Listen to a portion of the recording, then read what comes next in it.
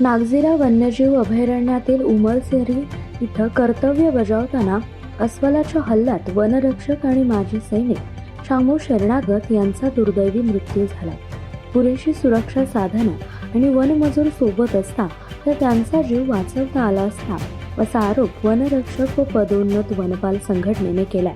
अपुऱ्या सुविधा आणि गेल्या 4 महिन्यांपासून वेतन रखडल्याने वन कर्मचाऱ्यांमध्ये नाराजी आहे. या मागण्यांकडे वन विभागाचं लक्ष वेधण्यासाठी गोंदिया येथील वन विभाग कार्यालयासमोर संघटनेच्या वतीने 1 दिवसीय धरणे आंदोलन करण्यात आले.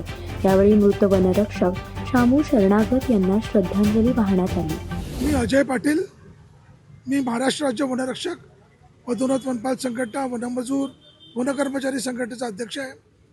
आज जे आम्ही इथे धरणं आंदोलन देत आहे, नुकतंच एक आमचे सहकारी वनरक्षक कर्णावतजी हे शहीद झाले. अस्वलाच्या हल्ल्यामध्ये अटॅक होऊन मृत्युमुखी पडले. ते मृत्युमुखी पडू म्हणजे ते अवॉइड करू शकले असतो आम्ही जर त्यांच्याबरोबर वनमजूर सोबतीला गस्तीला राहिले असते.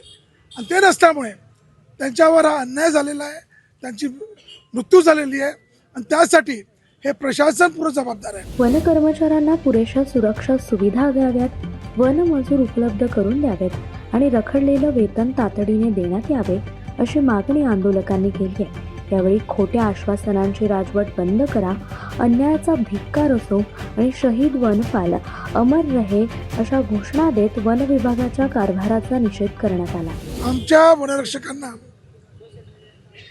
मागच्या 2 वर्षापासून एक साधी प्रोटेक्शनसाठी गाडी किंवा इलेक्ट्रिक गाडी जी देतात ती सुद्धा देण्यात आली नाही.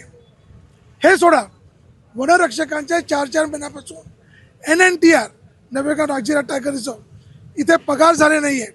ही अतिशय दुर्दैवी बाब आहे.